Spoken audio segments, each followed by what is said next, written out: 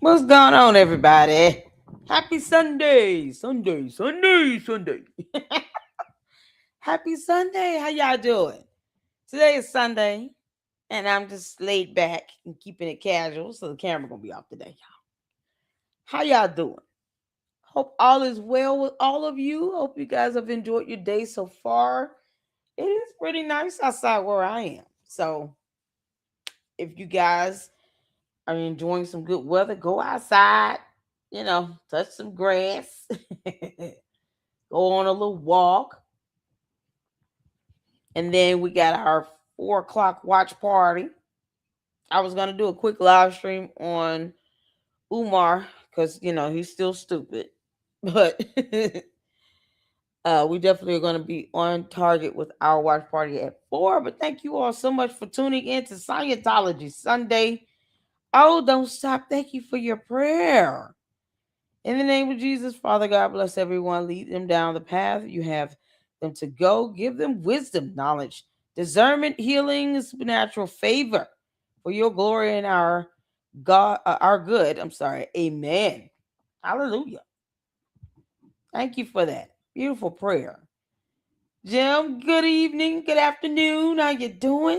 How's everything going? You still enjoying your birthday weekend? Waffles. Hey y'all, can will you please play Milk video of Candace and her music video he made the other day? What? Oh, he got the Adderall dance. Milk got in the Adderall dance. Oh, that's priceless. Oh my goodness. Is it the Adderall dance or the one where she keep leaning on the rapper? So funny. Oh, that Adderall dance is something else. What's going on, Nikki B? Oh, Jim.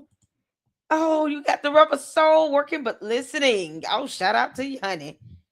Stay focused, stay focused. I'm glad to be a part of your day today. Mindy, shout out to the mods, you all. Shout out to all the mods of the LLC. I have the best mods on YouTube. Thank you all so much for tuning in. I'm staying in today. I hear you. Hello, all. Sorry, LLC. I was having fun on X. So was I. I just had to go to sleep last night. I was just kind of spent and exhausted. I didn't even get the chance to do a video for the second channel on the singer. So that's all right, girl. I went in as much as I could, but then you start realizing like they start repeating themselves because all they know is whatever she says, and it's just like, you know what? I'm not gonna keep repeating myself. No. Then they want to ask questions that are stupid, and they want you to keep answering these dumb questions. Like, no, nope. This is what it says. Nope. Charlie Kirk has to be buried on private property. He's not on public anything because Candace dumb cult members are going to go out there and desecrate his grave because that's what they want to do.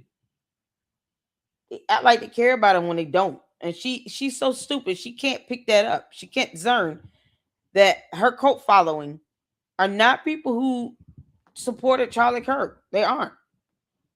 They're people who want to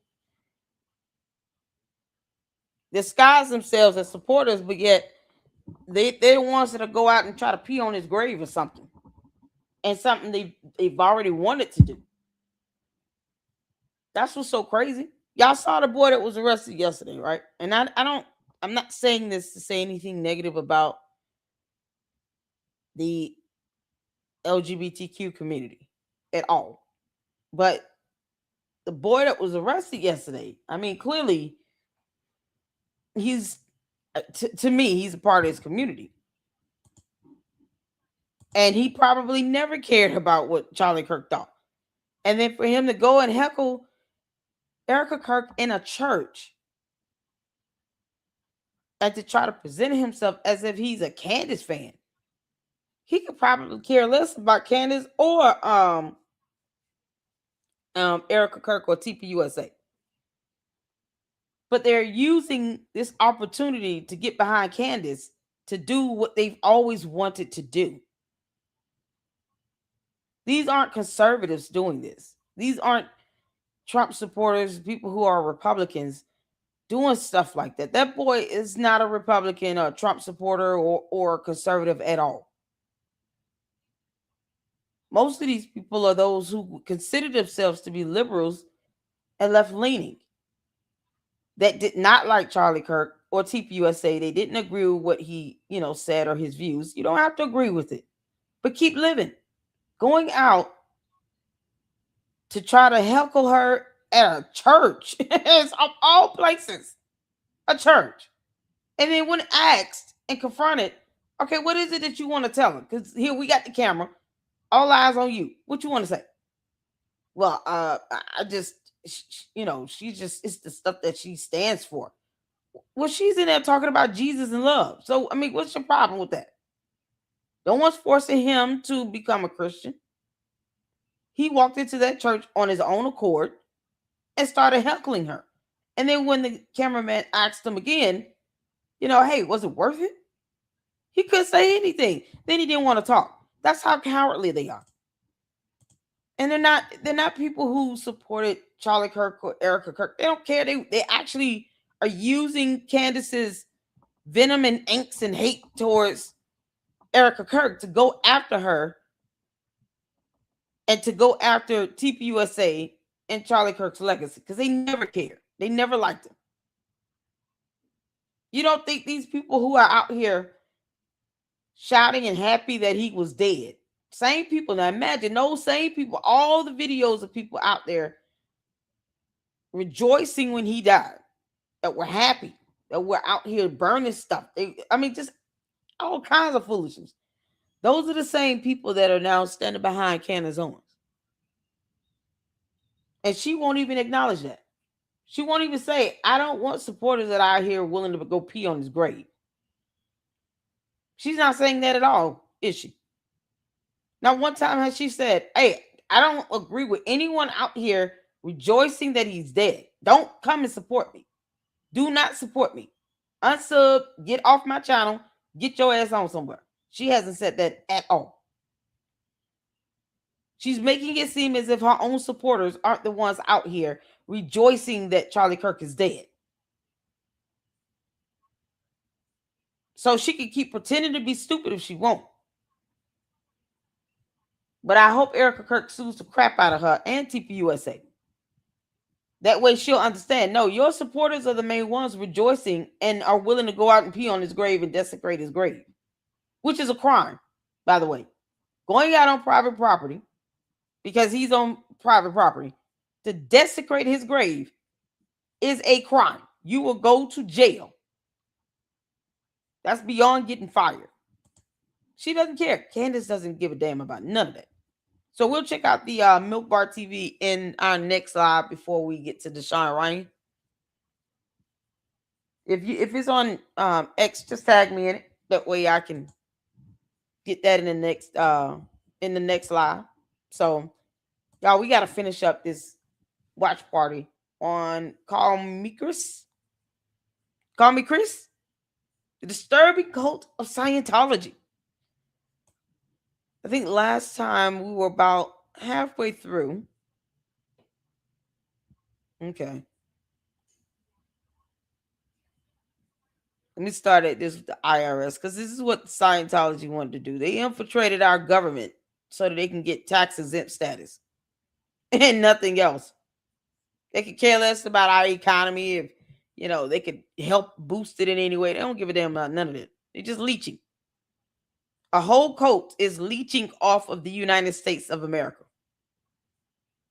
because they don't want to pay taxes. When it's like this and they got millions of dollars coming in, they need to be taxed. They don't like it. They can get their bum asses out. Leave our country. Okay. I think it's a good starting point right here. All right, y'all. Thank y'all so much for tuning in. Make sure you guys hit that like button. Let me get some more comments in. And y'all know I need some background music. It soothes me. This is the background music. It soothes me. Oh, my goodness.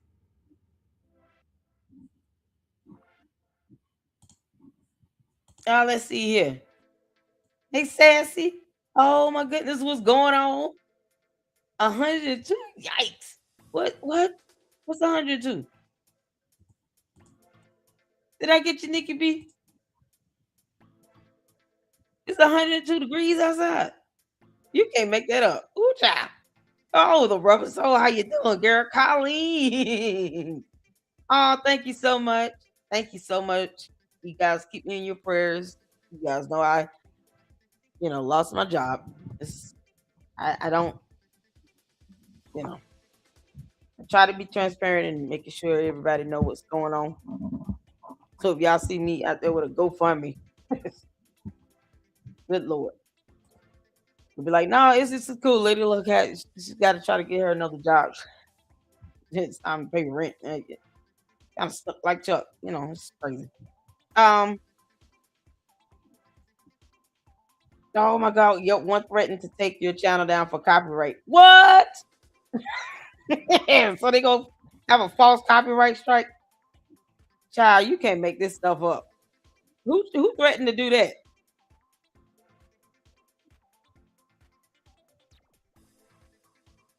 This is such a dumb thing to do. You gotta prove. And then I'm gonna counter it. Then they'll have to take me to court. And then if they do, I'm gonna countersue them into oblivion. See how they work? What they're gonna do is catch the right one on the wrong day. So I'm gonna counter it. And then because they are like you could just take somebody's channel down with it. No. I'm gonna counter it, and then it's gonna force them not to take me to court.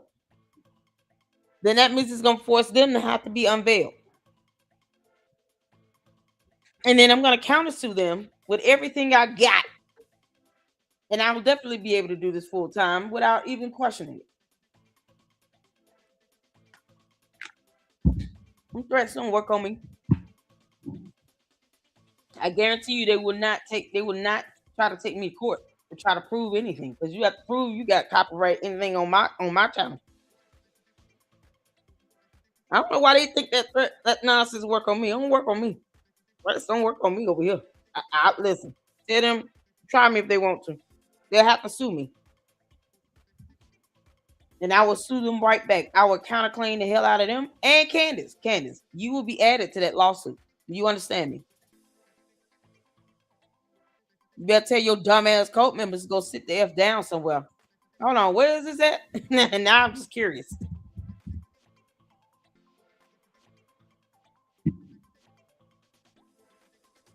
Hold on. See, exercise. Oh Lord, you got people over there that's keyboard warriors.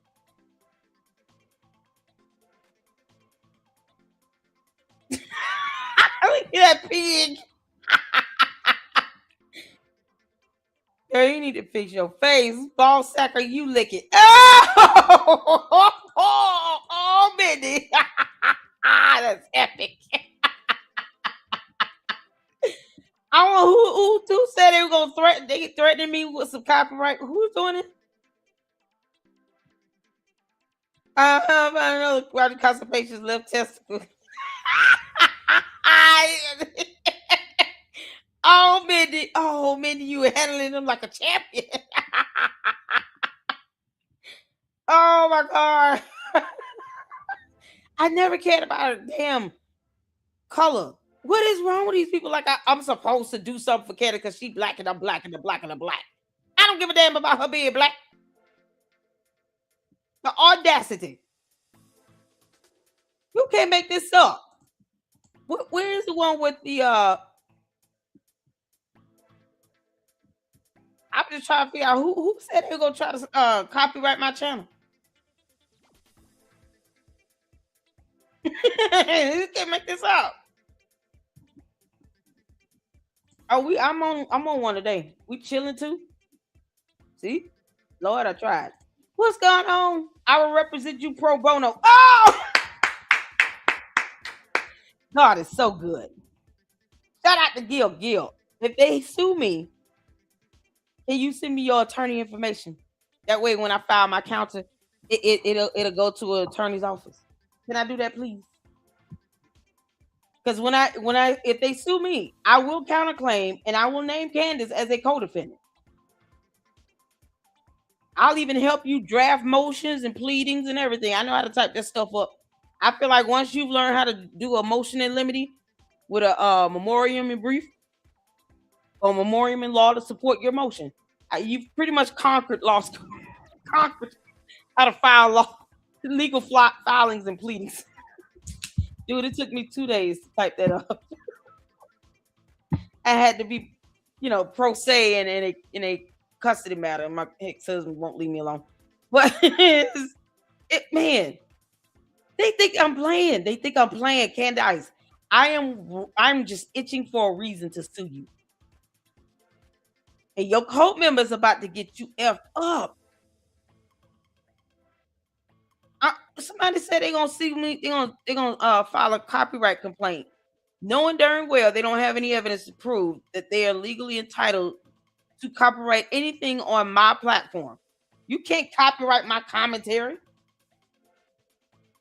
You cannot. That's like trying to copyright free speech. You don't get to do that. What the heck is wrong with them? I wish they would.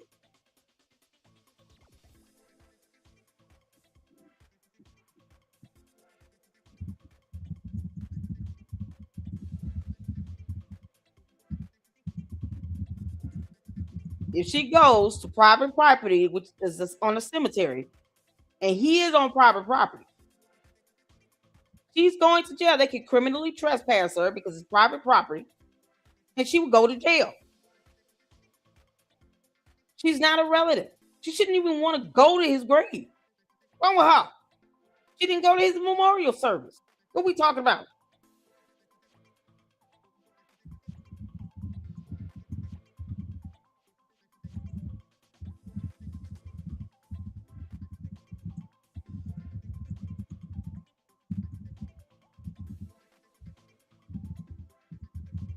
Then they stuck on stupid.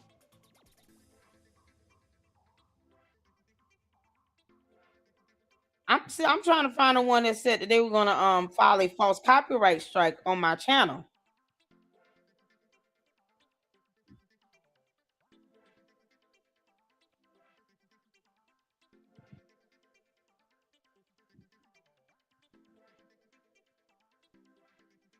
Because that's how they do. All them what you see here trying to raise bait. All they do is raise bait. I mean, that doesn't work on me. Who said they were gonna try to copyright my damn channel?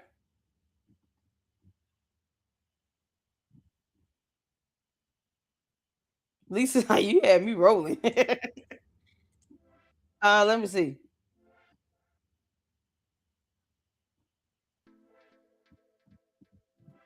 Can you tag me in on that one?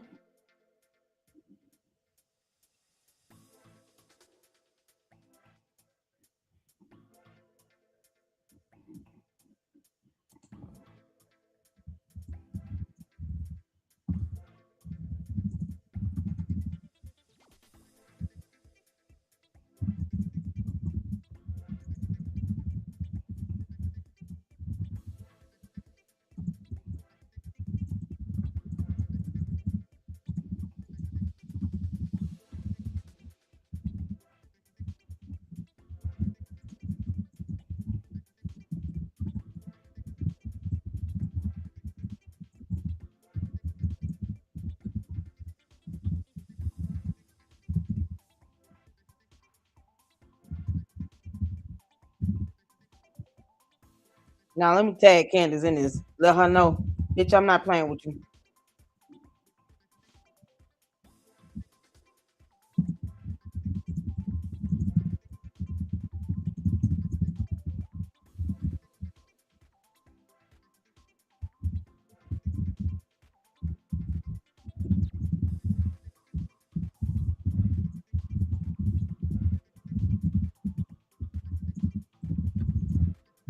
And they forget we can actually get a subpoena to unveil who they are behind that profile.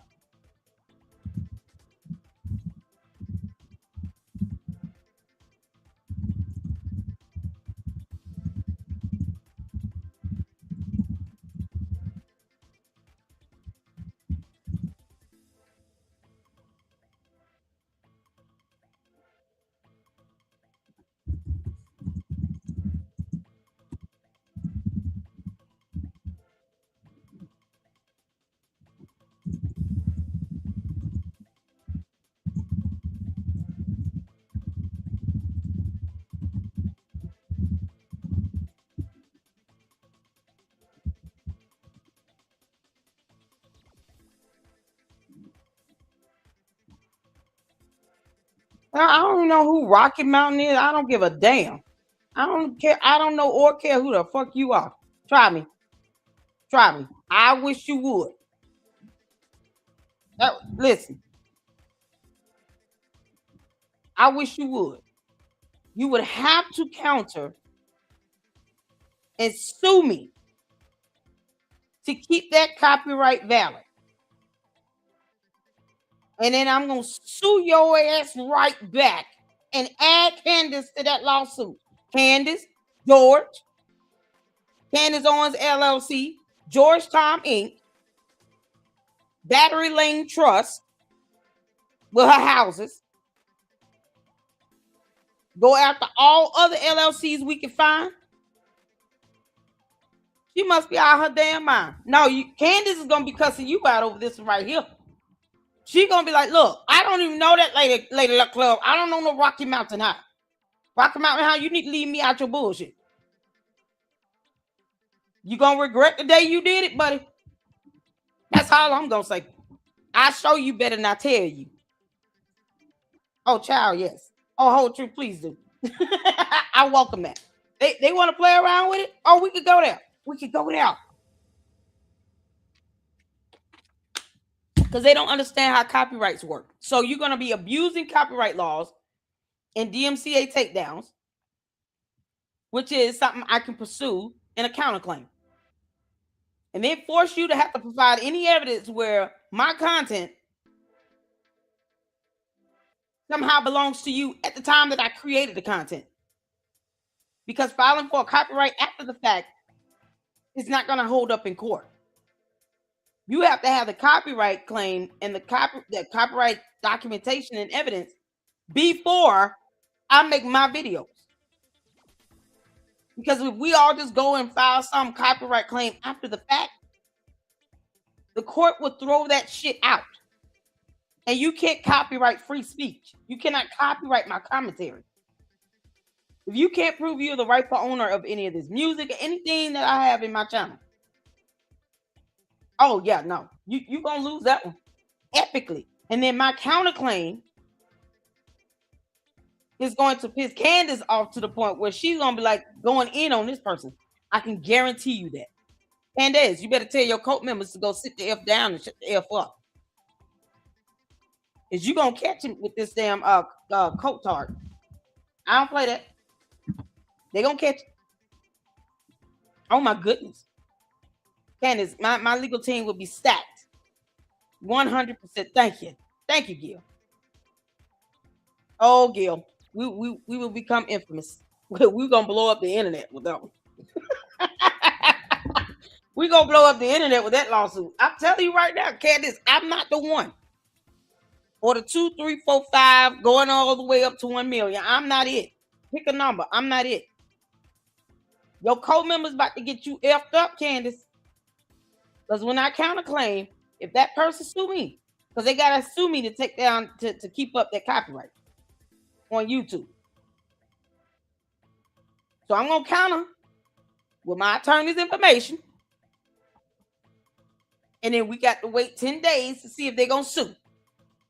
If they big, bad, and bold, they'll sue. And then we counterclaiming the hell out of them. And Candace, you will be named, you and George Farmer will be named in my lawsuit as co-defendants. Play with me if you want to. And I've been reporting on your ass for 10, 11 months and got snips of videos of you saying all kinds of crazy shit. Play with me if you want to. They think this is a game. No. You talking about copyright my channel? Right now, that's my only source of income. Come on with it. Oh, that's some tort. Oh, that's tort. You threatening me with tort? This is how I pay my bills and take care of my kids, Your Honor. My channels, my X account, that's not even monetized. My YouTube channel is how I take care of my kids, Your Honor. And this person is going after my livelihood. They're trying to take me for all my little $1,300. I need at least $4,000 a month to actually pay my bills. I need to make $4,000 a month to pay my bills and take care of my kids without any help from the government. and they trying to take my livelihood away. That's tort right there. Come on and play the game. Play that game. Oh, play that game. These people, but when I say these people over here, they better stop listening to Baron Coleman. Baron Coleman gonna get them effed up too. Candace, Baron Coleman is a dumbass. I know Nick Brooks said he's a good attorney, or he's good at what he does with Candace. He's good at manipulation.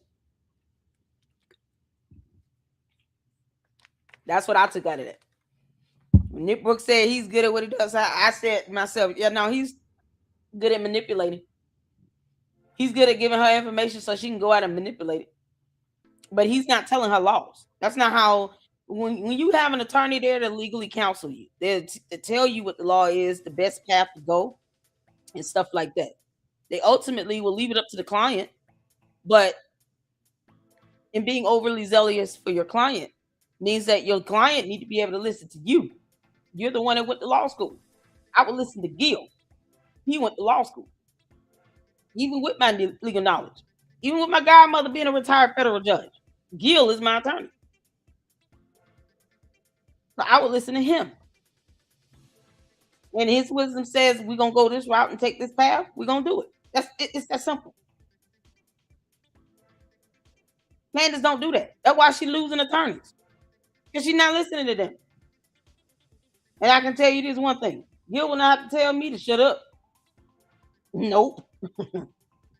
If it gets to that point and they try to sue me and I counter sue, mum's the word.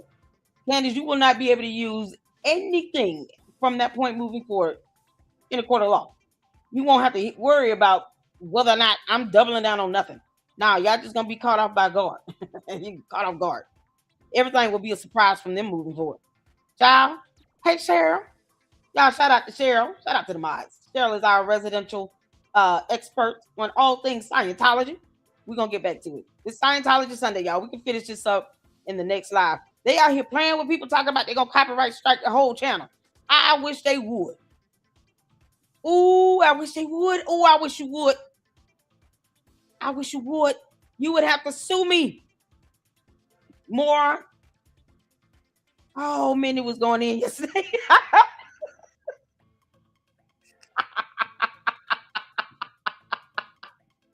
Oh, Minnie mama could not be more proud.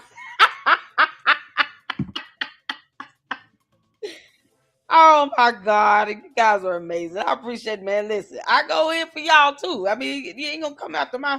That's why it's hard for me to let these candy asses on my platform, because I cannot allow them to be disingenuous to you all. I just can't. Katrina asking if I'm a beautiful black woman. Y'all know this came from all the way from Russia.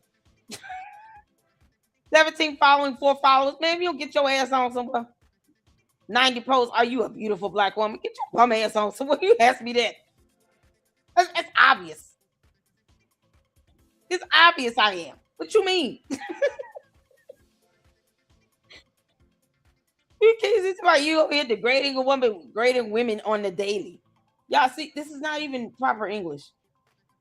Not to mention him degrading women on the women on the daily. Period. Question mark. You know it's a bot. This is a bot.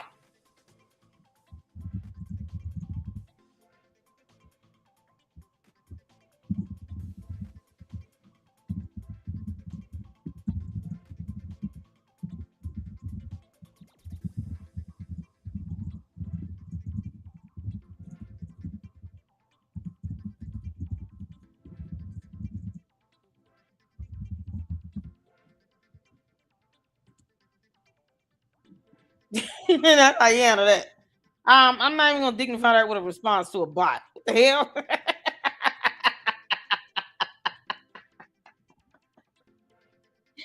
Picture of a mountain, less followers, less time on X. You calling me a bot?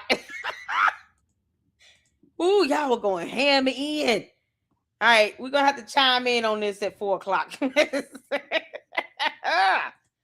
Oh, well done, y'all. Well done. Well done. Y'all ready to get to this? Call me Chris. We're going at the I guess we get it pick up at the 50-minute mark. And this is where she starts talking about David Miscavige's wife, Shelley, who has been missing for 20 years. Because who's seen her? The police claim they put out a statement claiming that she's somewhere safe in a compound somewhere. But who's seen her? Like, safe could be her dead in the ground. She's safe. She's out here, and they're referring to a gravesite type thing. No one has seen her. Can you imagine the police aiding in a cover up of this woman being dead? Like, it's crazy. Someone said they were going to attack LLC with copyright. Yeah. Unfortunately, she isn't alive. I don't think she's alive. Yeah, they all big men. I don't think Shelley Miscavige is alive. I just don't. I don't think she's alive at this point. Because this is crazy. The cover up to try to keep people from, knowing where she is, just to be able to lay eyes on her and check on her is insane. It's insane. Copyright what? They throw that word around a lot. Yeah, they do that because they know, more than likely they try to get your personal information. See, I peep game. People do that just to get because if you file a counter on YouTube, you have to use your legal information. And if you don't want to do that, then you have an attorney or representative of somebody that, you can do it for. So, like, say, for instance, if Gil is cool, I would just put his information. They can refer to him because he's a whole attorney, and then go from there. That way, I don't have to put my legal information out there, and then they're not trying to find me and look for me. Because that's what they do it for.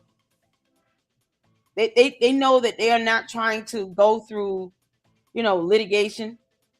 And that's unfortunately what YouTube forces you to do. So filing my counter would start the legal process. And they require you to put down your legal information. And if they want to keep up the copyright, they have to sue me. So if they do that, I'm going to counterclaim on them and sue them right back. And I'm adding everybody to it. Because Candace is keeping this BS up. She going to learn. Oh, Mindy. Oh, Mama going to go in. Oh, we going to go in at 4 o'clock in the next live. Y'all ready? We going in. Now, I got you back, honey. We going to go over there and tear up some stuff. I'm going to go over that egg to tear it up. I'm going to tear it up. Okay, I know YouTube copyright rules and U.S. copyright law in general is a legal minefield. Exactly. They can't even prove, if you filing a copyright on something, you're saying that I am the owner of this content on my channel. But you have to have that so-called ownership before I do my videos. You filing after the fact will render your so-called copyright claim null and void. Because if that be the case, everybody would do that and just put a claim on it and then say it's mine and they should not have used it. Well, you can't prove that they were using your content or using your body of work before they did the video. So let's just say this live stream here, this is my live stream. Now, only person that can say you using anything is Call Me Chris. Mountain, High, Valley, Low, whatever that person is, they don't have any copyright claim to any of this between my body of work and Call Me Chris. They would have to have it before I start this live stream. Does it make sense? They don't. So them filing false copyright strikes is illegal. It is highly illegal. No one has time for that. And you're interfering with my ability to make money from my work. That would be one of the things that I could counterclaim on is tort. It's basically you out here trying to say that you own my body of work and you damn don't. And you have no evidence to prove it.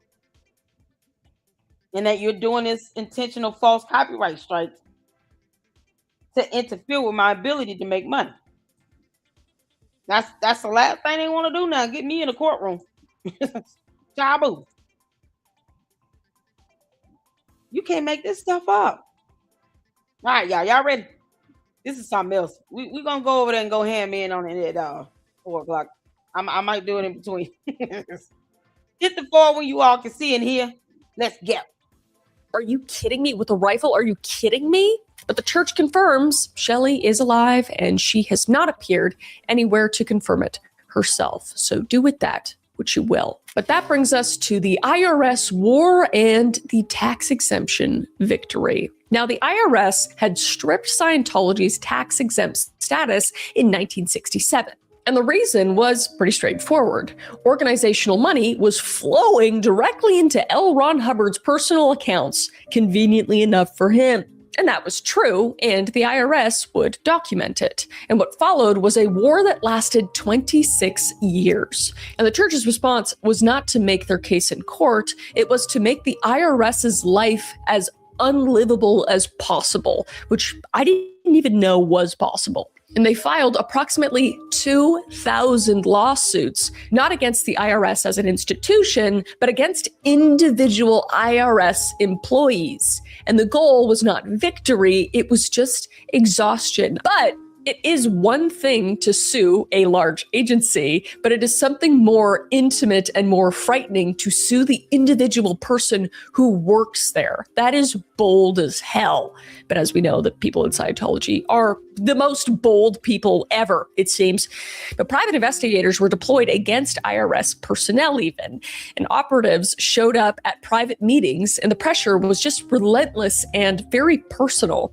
And in October of 1991, David Miscavige and Inspector General Marty Rathbun walked into IRS headquarters unannounced, and they met privately with the IRS Commissioner Fred Goldberg Jr., and the details of that conversation have never been fully disclosed.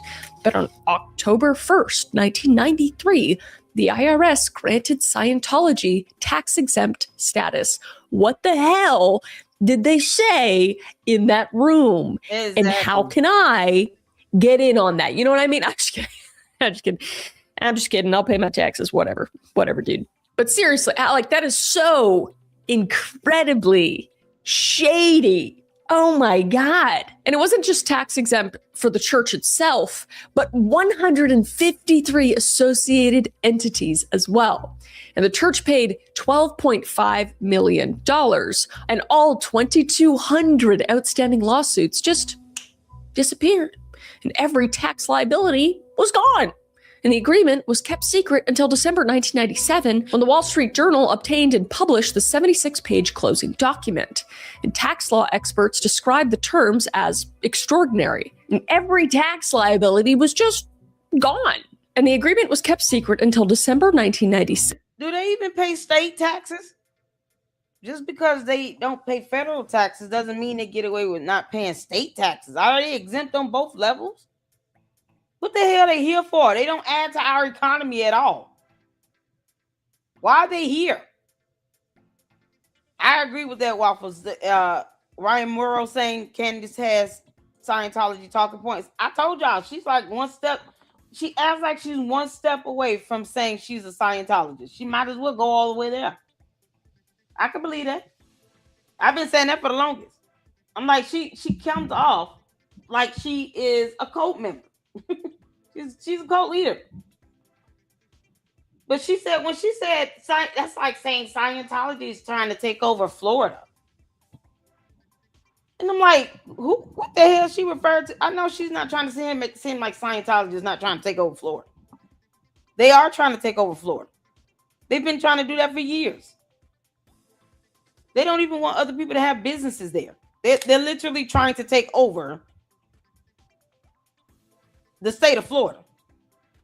And then they try to do it by getting all these officials in their pocket, judges in their pocket.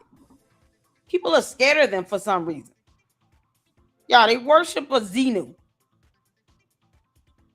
Something from a volcano. Like, what? You can't make this up. And John Mappe's evil ass tried to make it seem like Charlie Kirk, he actually, respected Scientology. No, he didn't. No one's respecting a cult that does not want to pay taxes. They do not contribute to our economy at all. Why are they here? when the Wall Street Journal obtained and published the 76-page closing document. And tax law experts described the terms as extraordinary. A 26-year war that the IRS appeared to be winning had been resolved in a single private meeting. And inside the church, it was treated as proof of divine favor. I'm going to go ahead and assume it was probably blackmail or something along those lines, but what do I know? Well, with the government settled, Miscavige turned to a strategy Hubbard had first outlined 38 years earlier, and that was celebrities. Let's take a quick pause to talk about today's sponsor, Blissy. Now look, I tend to spend my nights researching court documents and reading books on crime, often falling asleep with my face smashed into the pillow at 2 a.m. And then I wake up with sleep creases in my hair looking like Garth from Wayne's World, or I used to, I should say, because my dermatologist actually told me to try a silk pillowcase, and Blissy is identified celebrities as priority targets as far back as 1955, and he called them opinion leaders. I don't think anybody wants a celebrity's opinion these days, but different time. But basically, people whose public endorsement shapes what ordinary people believe. And in 1969, the church opened Celebrity Center International in Los Angeles, a separate facility built specifically for public figures, offering better amenities, more attentive staff, and materially different experience than what regular members received. Just basically regular life, it seems. Because why treat normal people good, you know? Unbelievable. But it was because regular members weren't the marketing department, right? They weren't selling anything. The celebrities can sell. And the biggest one that you probably already know of is Tom Cruise. Now, Tom Cruise is the church's most valuable asset and has been for 40 years.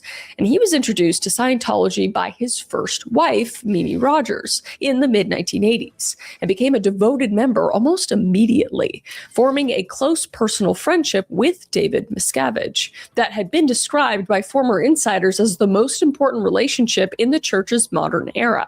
And the two men reportedly vacation together, share meals, and speak constantly. This makes me not like Tom Cruise. This makes me really not like Tom Cruise now that I've learned a lot more about this. And that's a bummer because you know, I like Mission Impossible. I like that he does stunts, but this puts a big damper on that. Now, Miscavige has you know, if anything would have happened to David Miscavige, I wonder would he give the whole Scientology cult over to Tom Cruise? Would he just do that? Because Jenna Miscavige is like, I don't care if Scientology can burn out of the ground. Jenna Miscavige is not playing that. Her and A.A. Ron, they just so adorable. You can't make this up. There's a 153 corporate entities under Scientology. 153 corporate entities under Scientology. David isn't even listed as president. What? Oh, child. I heard he has stepped back. Yeah, because people need to know what happened to his wife. How did she, like, over 20 years? Like, come on, man. I'm not even hoping for this, but it just, the reality of the situation is she's probably dead. How do you hide someone alive for 20 years? They must have her living underground somewhere in a bunker. And then the police talking about we laid eyes on her. We don't have to believe you. Can we all lay eyes on her? Why can't she just come out into the limelight for once? Tom Cruise step back? Oh. What? To do what? A movie? Child. So is this woman missing? I caught the tail end of when I logged in here. She's been gone for 20 years out of the spotlight. No one knows where she is. Like, the police in LA claim they put eyes on her and she's fine. But something like that, no one has to believe them on that because this woman has been missing for 20 years. Like, no one has seen her in 20 years. The public has not seen her. People have been asking about her. I think Leah Remini filed a missing persons report on her. Like, to say, oh, she's fine out of nowhere. How is she fine? It's so weird. It's so weird. I, child, I think it's been 20 years. I think she's deceased.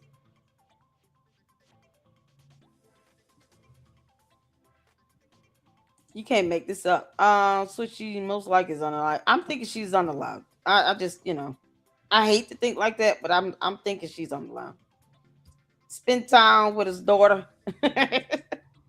I just, if they were to let her come out and like just do a little 5 minute presser, that would be something. But to just keep hiding her like that, no, that woman is probably deceased. Been called Cruz's best friend by multiple sources. And what that friendship has meant for the church is immeasurable, because Cruz's endorsement gave Scientology a cultural legitimacy it had never previously achieved. And his second marriage to Nicole Kidman presented a problem. Former senior members have described church concerns that Kidman, whose father was a psychologist, a profession Scientology treats with hostility, rightfully so, was pulling Cruz away from his commitment. They can't have that. They can't have little bitty Tommy Cruz leave the party. So his auditing files, some former officials have alleged, were reviewed for material that could be used to manage the relationship. And the marriage ended in 2001. And Kidman was subsequently described in church circles as a suppressive person. Who else was a suppressive person? Oh, yeah, that was Shelley's mom, who was murdered, allegedly. And Cruz's children from that marriage, who remained with him and were raised in Scientology, disconnected from their mother for a significant period, which is incredibly disturbing. And after the divorce, according to multiple former members and journalists who investigated the story, church officials effectively helped Cruz audition for a new girlfriend, a Scientologist actress named Nazanin Boniadi, who was reportedly selected, briefed, and introduced to Cruz in late 2004 under circumstances she did not fully understand. And the relationship ended after several months, and she was later assigned to the RPF, which, remember, is bad. That's bad. And she has spoken about the experience publicly. And Cruz then met Katie Holmes in 2005. And their relationship, documented partly by the now infamous couch jumping in Oprah, partly by a level of choreographed public enthusiasm that struck many observers as usual, produced a daughter, Suri, and a marriage that lasted until 2012.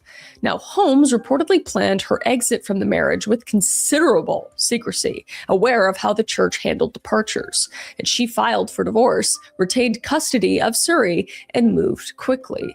Can't imagine. I feel like it's just like a whole scary situation happening with Tom Cruise. And Suri has been raised outside Scientology, and Tom Cruise has reportedly not seen her in years.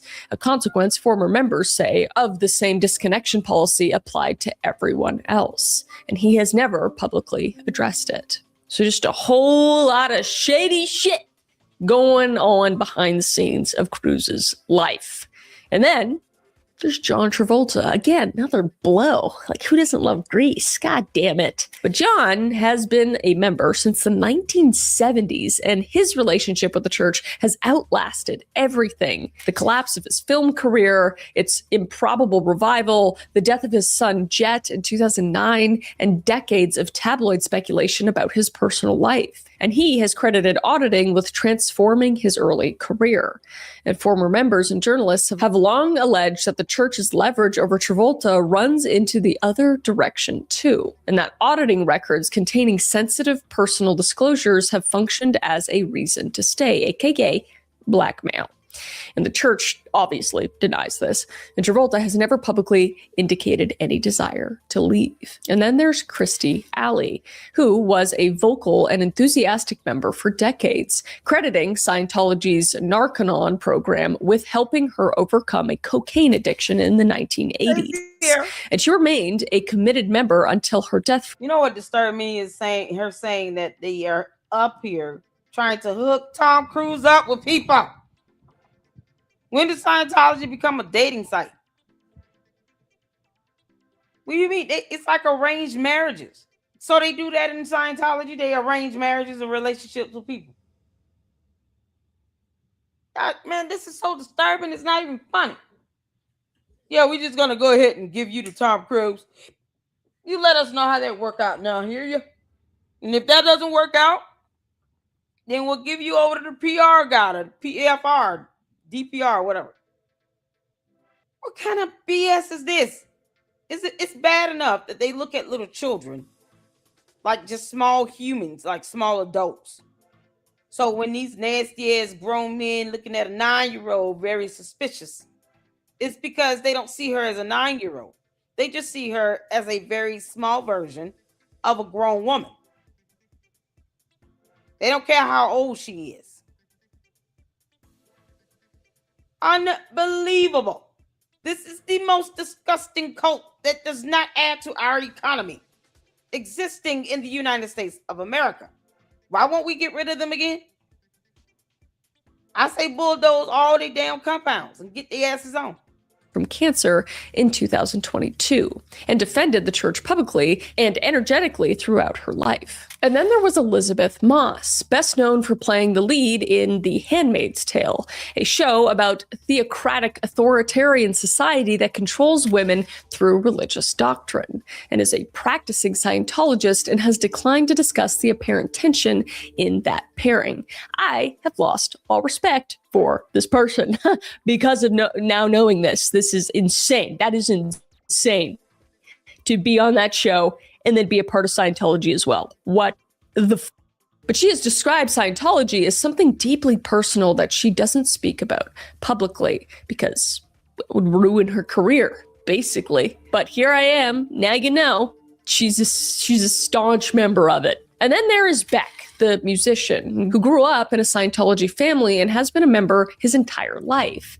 And he has largely avoided discussing it in interviews as well. And then there's Erica Christensen and Bodhi Elfman and Giovanni Ribisi and his sister Marissa Ribisi are among dozens of working actors who are Scientologists, many of them second-generation members who grew up inside the church, which, you know, if you're growing up inside that church, that's like a whole other thing. If you're choosing to go in as an adult, that's one thing, and I'm judging you very harshly. But if you grow up inside it, I don't know. I do have a little smidgen of empathy because that's just all you know growing up. And then there's Isaac Hayes, the musician behind the South Park theme, satirizing Scientology. And he had been a cast member for 9 years. And his son later stated that Hayes had suffered a stroke before the departure and had not personally made the decision to leave, and that church representatives had acted on his behalf. Because what celebrity members provide for the church is something it could never purchase directly, and that is mainstream legitimacy. A famous, successful person calling the technology real is proof to existing members that it works. And they bring their networks with them. Come, my child. I'm a celebrity. Everything I do is real and it matters. And it's supposed to give you FOMO. But when I love that we're just in like this grand awakening now where we just don't buy that shit. And it's fabulous. But what happens when a celebrity leaves is equally instructive. And when Leah Remini left in 2013, after 30 years, the church's response was immediate. And she was declared a suppressive person. And her character was publicly attacked and a court. And then the thing is, you know, you can't sue them for defamation. Why? Well, they don't handle themselves well in court. I mean, don't nobody care about no suppressive. That's what I'm saying. Like, they go after you and they try to attack you and then they stalk you and then they sit here and shadow ban you and then they do all this BS, and for what? And when you sue them for that because, you know, you're interfering with my life, then all of a sudden they want to sit here and try to say, well, we're just a religious organization. Nope. Your ass is coming to court. Then they want to pay off judges and bribe everybody, just so they can throw tantrums and get away with everything and do what they want to do. That's a cult. Boy, this is the dumbest cult. Scientology is the dumbest, most disgusting cult. I don't know what's worse. Jim Jones and People Sound or Scientology. What's worse? Coordinated campaign followed her for years, and former members who had been her close friends stopped speaking to her overnight. And she had been one of the church's most prominent public faces. And within days of her departure, she was treated like an enemy. And the same machine that makes celebrities useful on the way in makes them targets on the way out.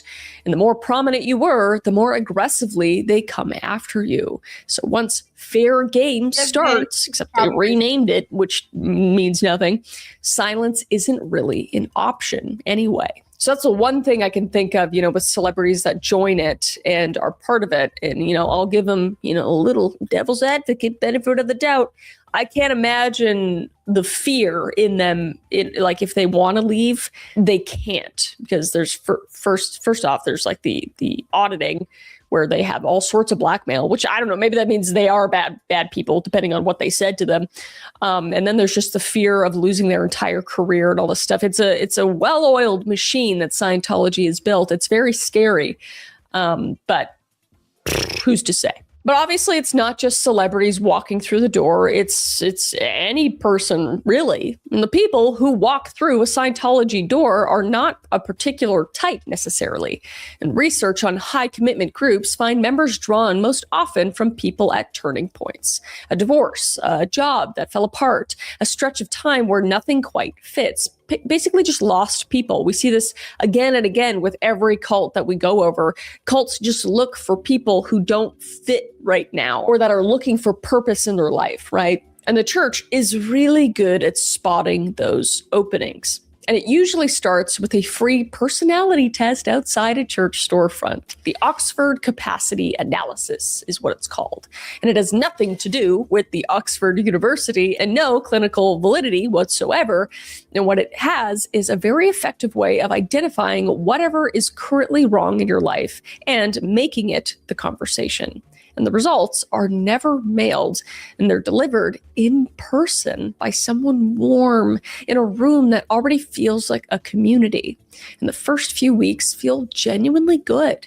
People ask about your life and actually listen, and everyone around you seems purposeful, like they found something. And that warmth isn't fake. Most of these people genuinely believe what they're in. The entry costs are low at first, so as not to scare you too much, not to sticker shock you. And it's not out of generosity, but because the real financial demands come later, once you've settled in, once you've gotten comfortable, and once you feel like you can't leave. And in the meantime, the outside world gets quietly reframed. That worried friend becomes a potential trouble source. The family member asking questions gets assigned a category. And before long, the people most likely to pull you back are the ones who've been reclassified as the problem. And once you believe that, the next invoice stops feeling like a financial decision and more like just your own decision. You want to keep moving up, so you got to pay. And that requires the bridge, moving up and paying up. And that bridge to total freedom is very expensive. Entry-level courses run a few hundred to a few $1,000s, which is still pretty expensive. And as members advance, costs rise dramatically. And some OT levels run to tens of thousands of dollars each. Reaching OT3 alone is estimated to cost between $100,000 and $300,000 in total accumulated payments. And at each level, members aren't merely completing a course, because at the lower levels, they believe they're erasing the root cause of all their suffering. And at the middle levels, they're accessing capabilities most humans will never develop, right? They're becoming superhuman, if you will. And at the upper OT levels, they believe they're doing work that affects the entire planet. So they get to play God up in this tier. You get to be God tier, literally. And any hesitation about paying is handled through the same system that handles everything else. The reluctance to pay is framed as a spiritual problem, not a financial one, because the reactive mind is interfering with your progress, and auditing can help you work through it. And members have taken second mortgages, emptied retirement accounts, and borrowed from family, and church staff has helped members identify money they didn't even know was accessible. And members who fall behind financially don't get removed, they just simply stop progressing. And in a social structure where everyone around you is constantly moving forward, stagnation carries real stigma. And a fully committed member's life becomes organized almost entirely around the church. And evenings, weekends, and social time fold inward, and the outside world gets filtered through the church's framework, not really by force, but because nothing outside offers anything as affirming, as complete, or as purposeful as what's inside. Now, operating Thetan level 3 is what you receive after years of work and somewhere between $100,000 and $300,000 in payments, like we spoke about before. And Hubbard called the materials the Wall of Fire. And he warned that reading them without proper preparation could cause pneumonia or even death. Okay? Which is a very convenient thing to say because it means that any negative reaction you have to what you're about to learn, confusion, skepticism, uncontrollable laughter, is your own spiritual inadequacy. It's not really a reason to question the material. So let's just see what $300,000 gets you. And it'll tell you 75 million years ago, a galactic ruler named Xenu controlled a confederacy of 76 planets, each averaging 178 billion people. And he had an overpopulation problem, you see, and his solution was to summon the excess population into tax offices under false pretenses, freeze them in glycol and alcohol, load them onto a spacecraft shaped like the Douglas DC-8 jets, fly them to Earth and drop them into volcanoes. Then he detonated hydrogen bombs. And the major world religions were Xenu implants. All of them. The disembodied souls, now called body thetans, subjected to 36 days of electronic brainwashing, attach themselves to whatever living beings remained. And these humans are still there right now, on you, possibly several hundred of them. And they are responsible for your fears, your limitations, your bad knee, your bad relationship with your mommy, just basically everything holding you back. And the OT levels above 3 exist to remove them one by one, but at additional cost. And here's what almost nobody does after receiving this information. Leave. They don't leave after hearing this story, this fiction, this L. Ron Hubbard, grade A pathological lying fiction bullshit, which is crazy because the sunk cost is too high. They're in 300 grand and they know if they leave, they're just gonna, their careers are gonna get ruined. Their life's gonna get ruined by these assholes. And the years they've spent are just too many. And crucially, Hubbard already told you that finding this absurd was a symptom of your own spiritual illness. So if you found this crazy, like me, it's because I'm spiritually ill and stupid. And by the time you're sitting in that room holding those pages, the architecture has been doing its job for years. The cult has been doing its job. And your doubt has been pre-explained away. And members at lower levels who deny that Xenu is any part of Scientology aren't lying. They genuinely just haven't been told yet because they can't read. I know, I didn't pay anything, The entire structure was designed so you won't find out until you've spent too much to turn back, essentially, until you're in too deep. Basically, it's like gambling gone wrong. It's like you have a gambling addiction and you just can't stop. And then there's a disconnection policy, which required members to completely sever contact with anyone the church had declared a suppressive person. Parents, children, spouses, siblings, partners of decades. One letter or phone call and then silence forever. No texts, no emails, no calls, no visits. The person simply disappears from your life as though they never existed. And parents spent years not knowing whether their adult children were even alive, and some waited over a decade for a word that never came. And the church describes disconnection as a voluntary personal choice. And former members describe it very differently, though. because maintaining contact with your mother would cost you your entire social world, every friend you've made in years, your standing, your spiritual progress. The choice is not free. The function is precise and very deliberate. It eliminates every person outside the church who might reach a member and raise a doubt. And it replaces the family they came in with a new family, one entirely inside the organization, entirely aligned with its worldview. So your old support network is now completely gone, and the new one depends on your continued participation. And for those already deep inside the C organization specifically, the consequences of stepping out of line were even more immediate, because they would be put into the RPF, the Rehabilitation Project Force, as we know.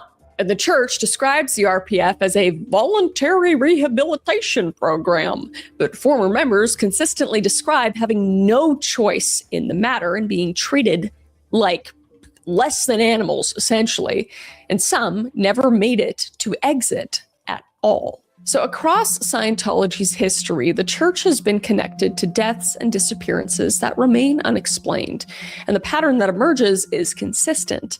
People in psychological crisis whose care was removed from outside professionals and handled entirely inside the church.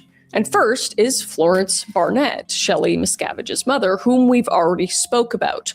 What the hell was that? She was called a suppressive person, and then she mysteriously died of 3 gunshot wounds that were clearly made by someone else. And then there's Shelley Miscavige, who just disappeared and hasn't been seen since 2007. What? Program, but former members consistently describe having no choice in the matter and being treated like less than animals, essentially, and some never made it to exit at all. So across Scientology's history, the church has been connected to deaths and disappearances that remain unexplained. And the pattern that emerges is consistent. People in psychological crisis whose care was removed from outside professionals and handled entirely inside the church. And first is Florence Barnett, Shelley Miscavige's mother, whom we've already spoke about. What the hell was that? She was called a suppressive person, and then she mysteriously died of 3 gunshot wounds that were clearly made by someone else. And then this is a man. Yeah, we heard in the first half of it. You can't make this stuff up. You can't make that up. And yet, where's an investigation on this? Where's any investigation on that? And he want us to believe that Shelley Miscavige is safe, fine, and alive. Oh my God, this stupid cult. I wish they would get the hell out of our country. People coming up dead and missing. And not to forget, David Miscavige had his own father stalked until he died. Stalked. And they paid mad money for people to go out and stalk his dad. Like he didn't deserve to live in peace and be left alone. Can't make this up. So they just infringe upon people's rights. I don't think she's alive. I'm just be honest. If they're willing to get rid of her mother the way they did, so heinous and gruesome like, I don't think they would care about getting rid of her. I don't think she's alive. And it's sad to say that. Shelley Miscavige, who just disappeared and hasn't been seen since 2007. And then there was Lisa McPherson, who was born on February 10th in 1959 in Dallas, Texas. And she was not swept in accidentally or under duress. She had been a committed Scientologist since her teenage years in the 1970s, believing fully in what she was doing. And by the early 1990s, she had relocated to Clearwater, Florida, home to the Flagland Base, Scientology's spiritual headquarters and self-described Mecca of technical perfection. And moving there was an act of devotion, essentially. And Lisa had made the choice deliberately with her whole heart. Now, on November 18th, 1995, she was rear-ended in a minor traffic accident on US Route 19. And she was not seriously physically injured. And she got out of her car, and then she began removing her clothing in the middle of the street. And paramedics transported her by ambulance to the Morton Plant Hospital. And she was alive. She was physically uninjured, and clearly and unmistakably in the middle of a psychological crisis. And a group of Scientologists arrived at the hospital shortly afterward, and they informed the staff that Lisa was fine, and that she was a Scientologist, and that the church would take care of her. And she was discharged against medical advice. And Morton Plant Hospital's own records show that the staff was concerned about her before she left. But she was taken to the Fort Harrison Hotel, the church's main facility in Clearwater, and placed under the introspection rundown, a protocol written by Hubbard in 1973 for handling what the church calls a psychotic break. And the protocol called for total isolation from all external contact. No communication with family or friends outside of the church, and no direct interaction with the people in crisis either. Essentially, just complete isolation and silence. Sounds like the opposite of what a person going through a psychological break would need. In my opinion, I'm not a doctor though, what do I know? Now, the theory was that removing all stimulation would allow the person to naturally stabilize. So for 17 days, she was left in isolation. So Lisa McPherson was kept in a hotel room in complete isolation for 17 straight days. And the church staff kept detailed handwritten logs throughout. And those logs were later obtained and entered into evidence. And they described a woman slowly deteriorating day by day in the church's own hand. Weight loss, dehydration, diminishing consciousness. A woman who had walked into that room under her own power, who had years of her life invested in this organization, who had moved across the country to be closer to it, was losing ground quietly in a hotel room. And the logs note at multiple points that she was not eating and not drinking and not responding normally.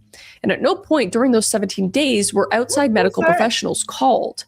And on December 5th, and they described a woman slowly deteriorating day by day in the church's own hand. Weight loss, dehydration, diminishing consciousness. A woman who had walked into that room under her own power, who had years of her life invested in this organization, who had moved across the country to be closer to it, was losing ground quietly in a hotel room. And the logs note at multiple points that she was not eating and not drinking and not responding normally. And at no point during those 17 days were outside medical professionals called. And on December 5th, 1995, church staff placed Lisa McPherson into a van and drove 45 miles to a Scientologist physician in Dunedin, Florida. And she would die before they arrived. And she was only 36 years old. And her autopsy found severe dehydration and more than 40 insect bites on her body. And she had lost a significant amount of weight. And the Clearwater Police Department launched a homicide investigation, and the state attorney filed criminal charges against the Church of Scientology in 1998, and one count of abuse and neglect of a disabled adult, and one count of practicing medicine without a license. And in 2000, the criminal charges were dropped, and the medical examiner amended the death certificate, and the reasons for the amendment were never fully explained to the public's satisfaction. And a civil wrongful death lawsuit brought by her family was settled out of court in 2004 for an undisclosed amount under sealed terms. So you can safely assume that money just washed away the fact that this woman died under the church's watch, and because of the church murdered Lisa McPherson, in my opinion. Allegedly. So no member of the Church of Scientology has ever been held criminally responsible for what happened to Lisa McPherson. And what Lisa's case represents is a pattern made very visible. A person in crisis removed from outside care, isolated inside the church. And a handwritten log documenting her deterioration line by line in the church's own hand. And medical intervention arriving too late by 45 miles. And the logs exist. And they were written by church members in church facilities. During the 17 days, they chose not to call a doctor. And no one has ever been held accountable. Disgusting. And what's even more sickening is that children were not exempt from the demands of Scientology's internal structure. And in the Sea organization especially, because they occupied a category all on their own, because they weren't full members in the formal sense and not civilians either. They were just kind of present and expected to contribute. And the cadet organization was the formal structure for children of Sea Org members. And kids as young as 5 years old and 6 were enrolled, given assignments, and expected to produce. And while their parents worked 16-hour days, the children were managed separately, largely apart from them. And the organization kind of just became the parent. And the children born into the Sea Org signed billion-year contracts. Oh my God. The same contracts binding adults across all future lifetimes. And no court has ever adjudicated whether a contract signed by a 6-year-old is legally valid, which how the hell would that be valid? Dude, I didn't even know how to spell my name at 6 years old. I don't think, let alone redline a fucking contract. But the church has never had to answer for it anyway, like they haven't had to answer for anything else. And the education inside the Sea Org was built around Hubbard's own study tech, his system applied to his materials, supervised by his organization. And standard academic subjects were secondary to understanding Scientology's texts and procedures. And multiple adults who grew up inside the Sea Org describe emerging with significant gaps in basic knowledge, things their peers simply knew they had never even been taught. And Jenna Miscavige Hill, David Miscavige's niece, published a memoir in 2013 titled Beyond Belief, My Secret Life Inside Scientology and My Harrowing Escape. And she describes a childhood structured almost entirely around the organization, separated from her parents for most of every day, assigned work from a young age, and always aware that any behavior reflecting poorly on the church could have consequences, not just for her, but also for her parents. And multiple former Sea Org members have also described significant pressure on pregnant women to either have abortions or leave the organization. And the stated position was that raising a child was incompatible with the Sea Org service. And the choice was framed as binary, like leave and have your child or end the pregnancy and stay. Just so messed up. And what adults who grew up inside Scientology most often describe is a fundamentally abnormal childhood, with the work schedules, the ideological saturation, the absence of outside education, and the separation from their parents. And then the disorientation of leaving it, because many describe learning basic adult life skills essentially from scratch when they left, like how to get a job, how to navigate bureaucracy, and how to just talk to people who have never heard of thetans. You know, you're basically an alien, which I guess, you know, in Scientology you kind of are. You're an alien, like coming to Earth and just figuring out how humans actually work. Like that's what Scientology does to you. So a lot of them were just figuring this out in their 20s and even 30s, which is just, I can't even imagine. And the biggest wave of high-level departures came in the 2000s and the 2010s as former senior executives began talking publicly for the first time. And Marty Rathbun had been the church's inspector general and one of Miscavige's closest people for over 2 decades. And he left in 2004 and became the central source for the Tampa Bay Times landmark Truth Rundown investigation in 2009.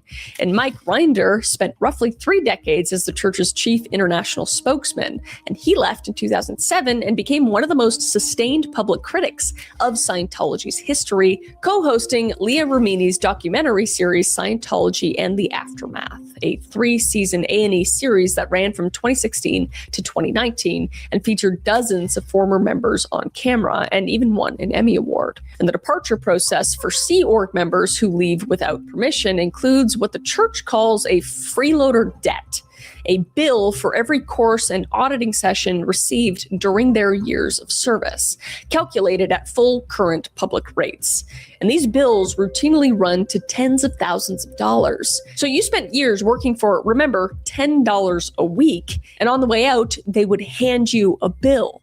Not unlike the Canadian government, when I left the country, they told me to give them all my money before I left. But yeah, just a little side note for any Canadians that ever want to leave the country, there's an exit tax. Really fun, really fun. You'll learn about it if you ever leave. Now, Lawrence Wright spent years researching and writing Going Clear, published in 2013.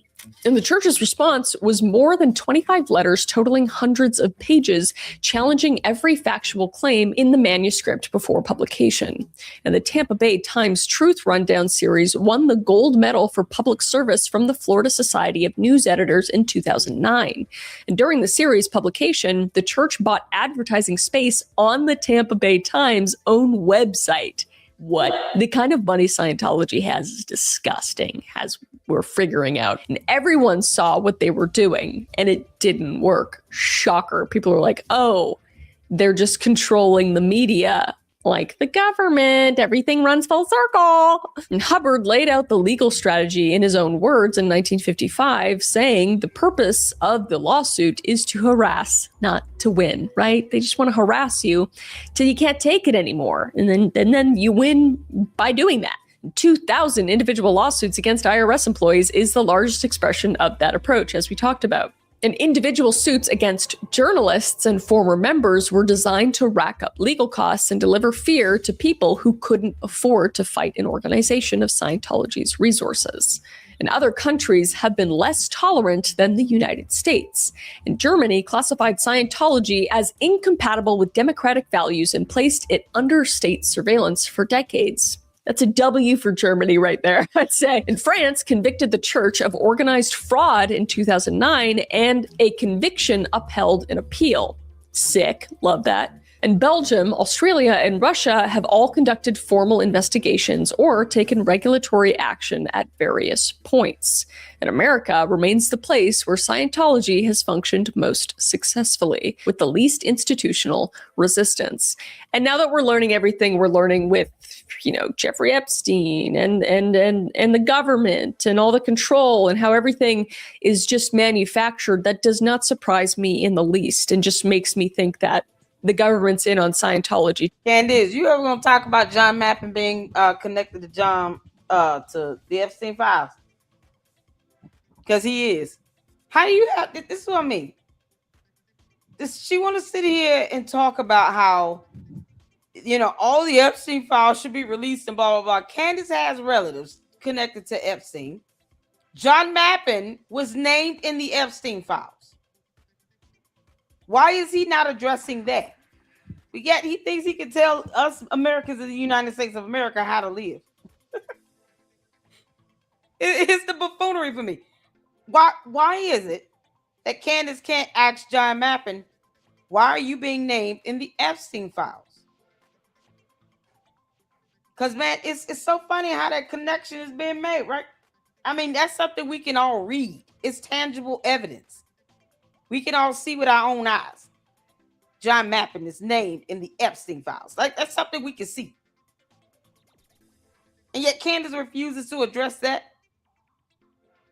But she'll interview Andrew Tate, talking about all these victims and blah, blah, blah. Not the females, by the way. She calls Andrew Tate the victim. Bro, you just can't make this stupid stuff up. And yet and still Scientology doesn't want to pay taxes, so they do not add to our U.S. economy. They don't help stimulate our economy at all. While they rack in millions, they do not aid in our economy.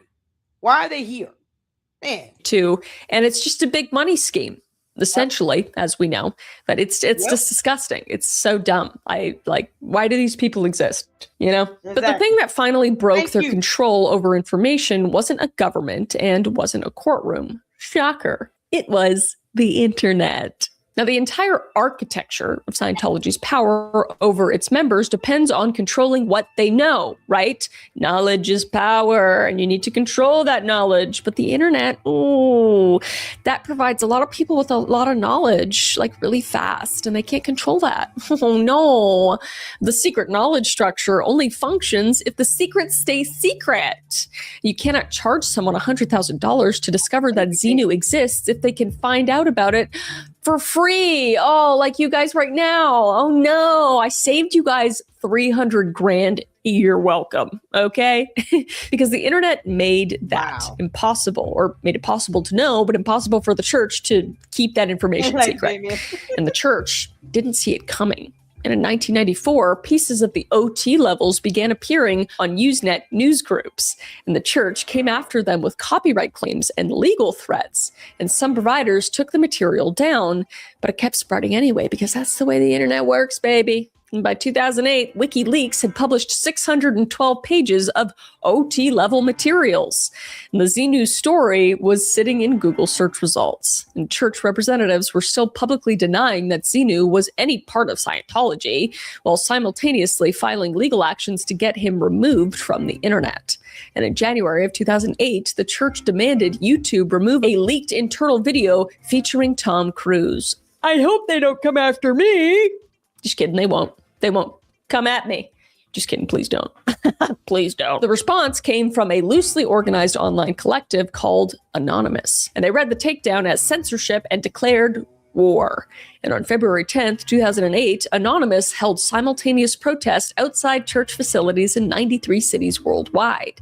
And an estimated 7,000 to 8,000 people showed up wearing Guy Fawkes masks. And it was devastating in a way the church had no tools to handle. And their entire playbook relied on identifying and targeting individuals, suing them, surveilling them, contacting their employers and families. And Anonymous had no spokesperson to threaten and no employer to call and no family to pressure. Every tool the church had was useless against a crowd with no face. So what changed permanently was the information environment. Anyone curious about Scientology could now find out about Xenu before they ever walked through a door. And the secret the bridge was built to protect was sitting on the first page of search results. Oh, womp womp. So the information war was over, and they lost it. So the church has claimed at various points between 8 and 15 million members worldwide. And independent researchers and sociologists have landed on numbers considerably smaller. And a 2008 American Religious Identification Survey found approximately... I wonder why they want to say they have more people than they really do. What's the deal? I mean, come on. It's like people are leaving the cult because they don't do anything. What do they do? Like, okay, they help Tom Cruise get jobs. That's it. That's probably why you have a lot of actors and stuff like that out here joining it, because it seems like they have the opportunity to get more jobs that way. But then one of them go to jail. One of these actors that on that 70s show or something like that, whatever he was doing, Danny Masterson, didn't he go to jail? Isn't Danny Masterson in jail? They out here, oh my God, they out here molesting and R-wording and SAing and trafficking and looking at 9-year-old girls like they grown women. You can't make this up. He's in jail. There you go. Danny Master's in jail. So it's like, okay, you know, unless you are a Tom Cruise type thing, and I've never heard Tom Cruise like SA and R-word people. I've never seen any allegations like that. I'm not saying they don't exist, but I haven't come across anything like that. But you can tell, like, you know, it seems like there's something weird and creepy with all the dudes that's acting that's a part of Scientology. Look how weird John Mappin is. And he was named in the Epstein files. It's like they don't really stand up for anything that's, you know, good. They're not good, upstanding people. Tom Cruise is an asshole. But they got Danny Masterson's in jail. John Mappin was named in the Epstein files. You know, you got these men that go out here messing kids and they trafficking people. They don't stand for anything good or positive. Why are they here? Why is the United States of America scared to tell them to get the hell on? Today, we bulldozed all of Scientology's buildings. We want them out of our country. What the heck is going on? Like, giving them tax-exempt status is not something that we're required to do. The IRS could revoke it. That probably would get them the hell on if they did that. I'm telling you, if the IRS was to take back their, you know, tax-exempt status, they would get mad and they would then try to lobby in it. But it would be like, oh, listen, y'all can go to this country over here and they won't even charge you. You can go live there in that country over there. Bye. We'll give you all this island you all can just move to. Then you can start over there. We're taking down the buildings. Take their tax exempt status. Good Lord mercy. What's going on, love my Aussies? Oh, you didn't get a notification? Make sure you turn on notifications you all to all. Let me show y'all. So when you subscribe, then you drop down right here. Y'all see it defaults to personalized. You got to go up to all. Okay. So you can just go on any of my videos, any one of my videos, and then just click next to the bell, drop down, change it from personalized to all. And that way, all notifications go out and you guys can catch it. Even if you catch it on the replay, you get them all. So make sure you guys do that. 4:00, we having a watch party with the Sean Ryan thing. and after that, before that, we're going to go on X and clown these people. Mindy, can you believe they said one of them said there's no private cemeteries in the United States of America. And then I just Googled private cemeteries in Utah. No, you can't make this stuff up. These lazy clowns don't even want to read. These cults are so stupid. It makes no sense. All right, let's get back to you. Ultimately, 25,000 Americans who identified as Scientologists. So the gap is partly explained by the billion-year contract, I guess, since everyone who ever joined is technically committed for all future lifetimes. What a crock of shit. The church can, with a straight face, count living and the dead as current members.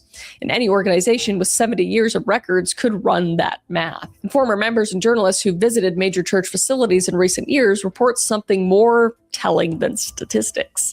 And the buildings feel pretty empty. And even flagship locations in Los Angeles and Clearwater draw noticeably less traffic than they once did. At the same time, the church has been aggressively acquiring properties through a program called the Ideal Org Initiative. And local communities are encouraged to fundraise for years to purchase and renovate large buildings, which are then inaugurated in elaborate ceremonies.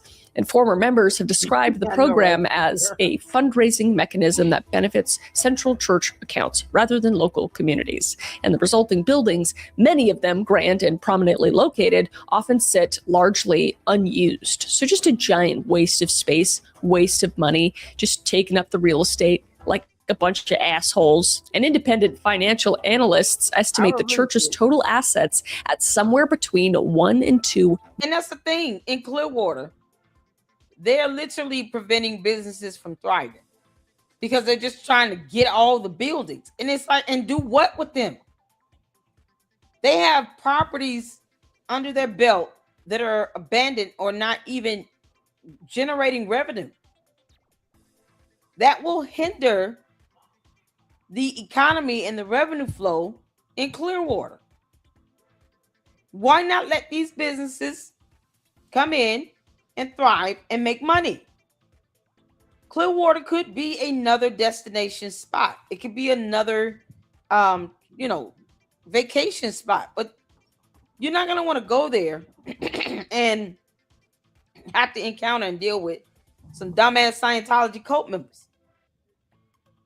You try to go to a restaurant and they show up talking about, you all need to leave. We don't want you here. It is the zenith of stupidity. They're not giving Clearwater any money, but they don't want Clearwater businesses to thrive, to make money that can go into the economy in Clearwater, Florida. Make it make sense? So now we're going to buy all the property. No one can open up a restaurant. And then we're not going to do anything with it. And we're still not paying taxes. So they are absolutely useless. That's what it comes down to. They are utterly useless. It's the stupidest thing ever. What is the governor doing again? Is he going to try to get rid of them or what? Woo, Who's the guy? Is Ron DeSantis still a governor? Who's governor in Florida? Because he need to get them the hell on. What is Ron DeSantis doing? Isn't a lot of actors into Scientology? Yeah. Love my honesty, they are. And I think they do it because they get work. Like, they can get gigs and stuff. Ron DeSantis, he need to get them the hell on. He need to shoo them out. He need to do something and say, either Scientology is going to give up these buildings and this property so that we can have businesses flourishing, or they need to get their bum asses out of my state. They're not trying to pay taxes. They don't add to our economy. And yet they want to sit here and dictate whether someone opens a restaurant. Clearwater is a very pretty, beautiful city. You got a lot of beach and everything there. You can get a lot of tourists. And they're hindering that from happening because they're trying to take possession of properties and still do nothing with them.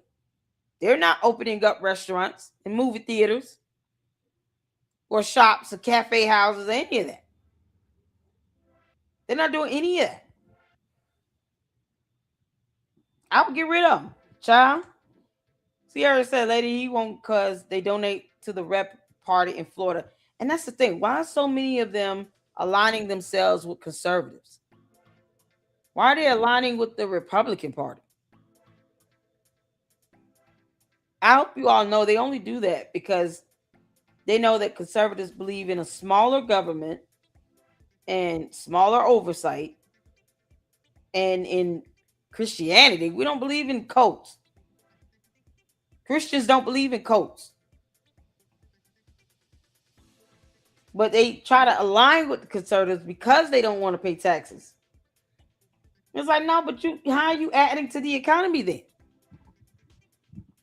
Ron DeSantis need to do some at the very least. You see some of these Scientologists ending up in landing in the Epstein files. Like, good grief.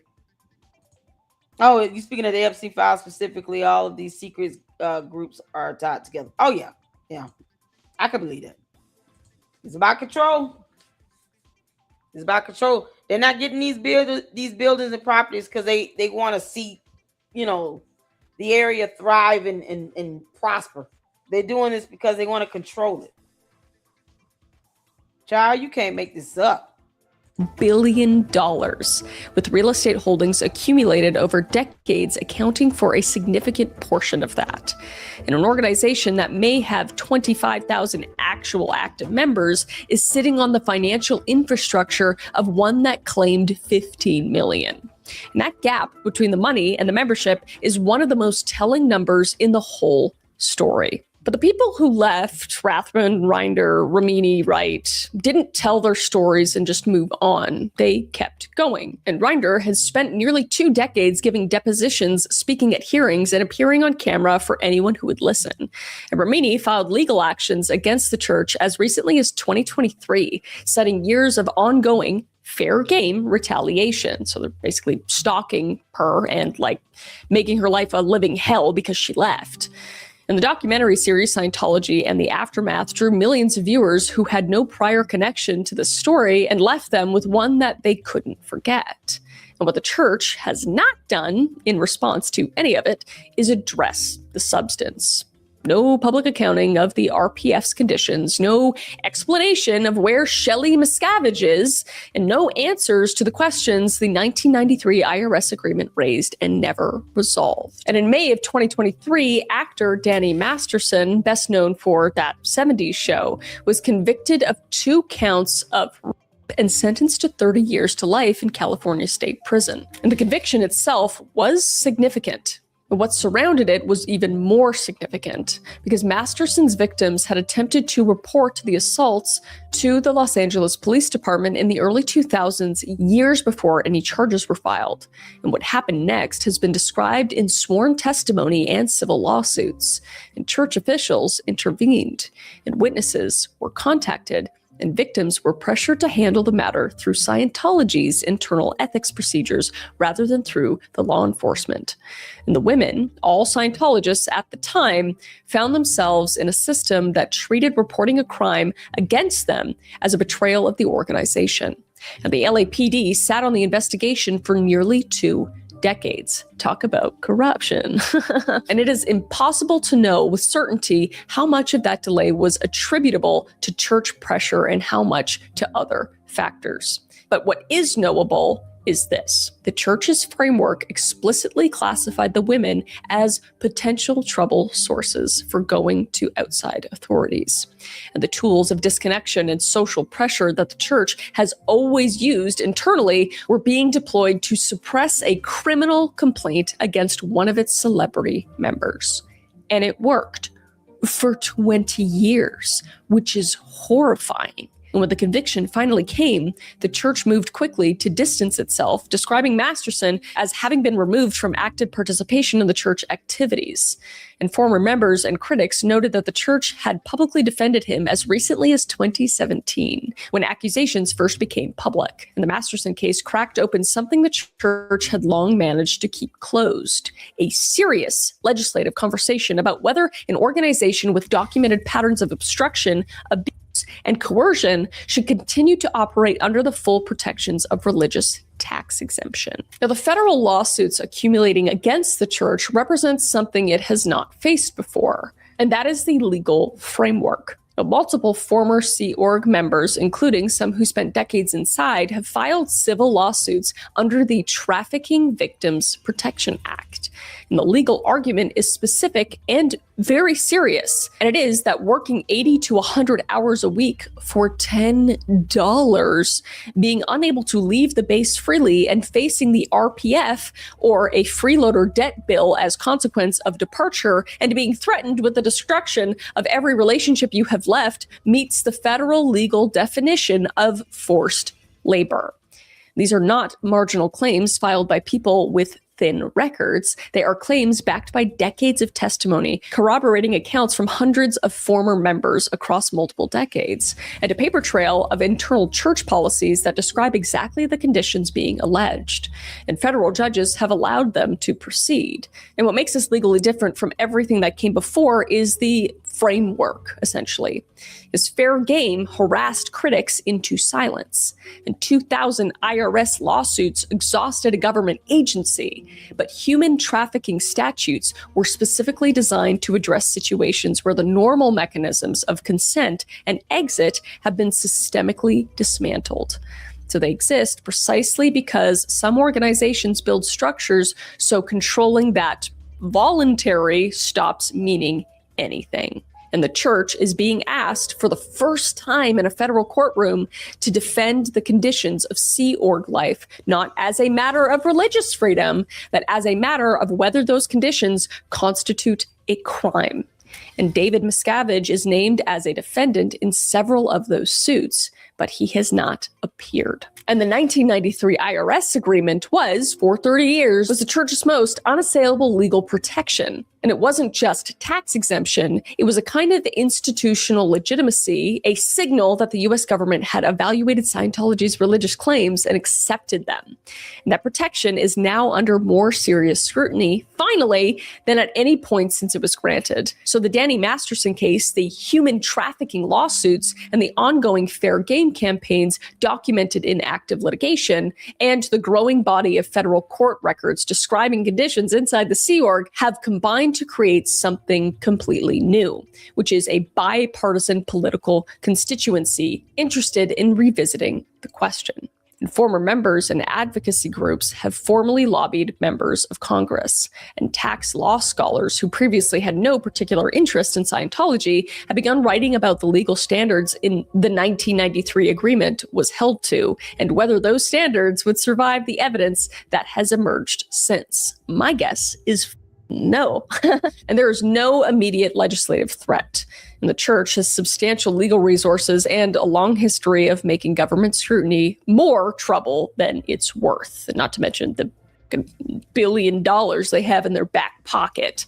But the argument the church relied on in 1993, that it is a sincere religious organization deserving the full protections afforded to faith communities, is harder to sustain in a courtroom where former members are testifying about forced labor, obstruction of justice, and systemic suppression of criminal complaints. You know what I mean?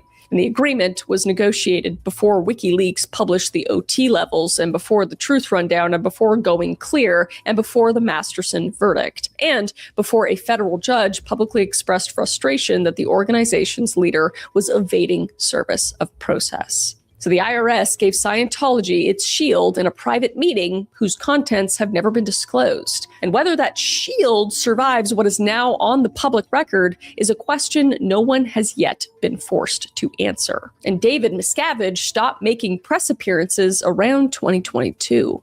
And that timing is obviously not coincidental, because that is when federal lawsuits began naming him as a defendant. So he did like his daddy did, and he disappeared. And once process servers started looking for him, he became a very difficult person to find outside the church. And he has not disappeared entirely. And in March in 2024, he appeared at the dedication of the Ideal Church of Scientology in Chicago, speaking on stage before thousands of people. And in December of 2024, he delivered a 2.5-hour address at the Shrine Auditorium in Los Angeles for the church's annual New Year's celebration. But what he will not do is appear anywhere he does not control. Right? No press interviews, no public events outside church property, and no legal proceedings. And a California Superior Court judge said this to his legal team in 2024, saying, quote, "He's got teams of lawyers. He should just appear and defend himself. It's very frustrating for me. We've reached a new level of craziness," unquote. But he still hasn't appeared because he's a giant baby wuss, narcissistic, psychopathic ass. But the church's finances have never been fully disclosed, and the 1993 IRS agreement covering over 150 entities has never been released to the public. And Shelley Miscavige has not been seen outside the church control since 2007. And across more than 70 years, the church was built by a man who invented his own biography, borrowed ideas that already had foundations, and dressed them as revelation, and ran an organization that caused documented, identifiable harm, financial ruin, psychological abuse, the destruction of families, and the suppression of anyone who tried to say so out loud. And it has survived everything thrown at it, including raids, lawsuits, defections, the internet, and it's all because of its money, its lawyers, and the people inside who genuinely believe. But what it no longer has is control over what you know before you walk through its doors. The story is not over. I hope it's not over. But for the first time in its history, it is being told by people the church cannot silence. Where is Shelley Miscavige? What did the 1993 agreement actually contain? Who has been paid, and how much to keep the courts closed? The questions remain open. But that is that for the deep dive on Scientology. Please let me know what else you want me to deep dive down below. This one was crazy. I mean, I knew a little bit about it, but my God, it's crazy. It's crazy that these organizations can get their claws into our government. That is extremely disturbing, especially given our government is extremely flawed. But I digress. Let me know what else you guys want me to deep dive into. And until then, I will see you, beautiful face, and stay safe out there. All right. Bye. That was awesome. That was so good. That was so good. Shout out to Call Me Chris. Girl, that was amazing. I just, hopefully, for those who are not familiar, now you have a better understanding. This was part 2 of our watch party on this docuseries, Call Me Chris. Absolutely amazing. Let me put the video link in the chat. There we go. This was well done. This is well done. It's probably one of the best docuseries I've seen about Scientology. And we do this because, one, now that these people are being named in the Epstein files. And 2, we need to know what cults look like. In this day and age of just, social media and digital, advancement in technology and digital communications. We need to know how fast it is to fall victim for a cult. It's so fast. It's crazy how people are so willing to just believe what people say and feel like they want to belong and be a part of something. And they don't really look into what's going on. What does this cult stand for? Other than Scientology infiltrating our government to get tax exempt status, I mean, what do they really have to offer? Nothing. It seems like they keep up more, debauchery and buffoonery than anything else. And it's crazy. They don't have to be here, but for some reason they're forcing themselves upon America. They could get the hell out. Scientology owns Narcanon. Is that the medication you get when you see someone overdose? Is that the same thing? Walt Disney World in Florida can't be taxed. It's owned by a bunch of men with money and power. They need to be paying taxes. Do you know how much money it costs to go to Disney World? Like, oh my God. Yeah, they need to be paying taxes. Because we all know people are gonna go to Disney World. But at the very least, add to the economy as opposed to just increasing prices. That way more people can go and you end up actually making more of a profit. They haven't figured that out yet. That is Call Me Chris's YouTube video link right here. Make sure you guys go check that out. Is it who's Arcanon? Is that the medication to counter someone that ODs? You know the details of the church. That was great. Yeah, this was awesome. She did a great job. She did a great job. This got millions of views. Man, this was amazing. You welcome, Sassy. Yo, we got a super. Oh, thank you, Jacqueline. How you doing? A. Wilson was on Piers Morgan on Friday and said he vows to up it to 300,000 to debate Candace on case if she comes with receipts. If you want to check it out on here, LLC Storybox made a short video on it yesterday. Oh, we'll get to it in the next live. Yeah, because they on X, honey. They so big, man. Yeah, like that stuff. Oh, that stuff doesn't work on me over there. Child, that stuff don't work on me. They see it either race bait or call days. They just do the same old nonsense. It's like a copy and paste. And y'all, Fax Me is back on X again. I told him, I said, look, man, when it comes to X, I just, it's to me, I have to treat it like a comedy hour. I do.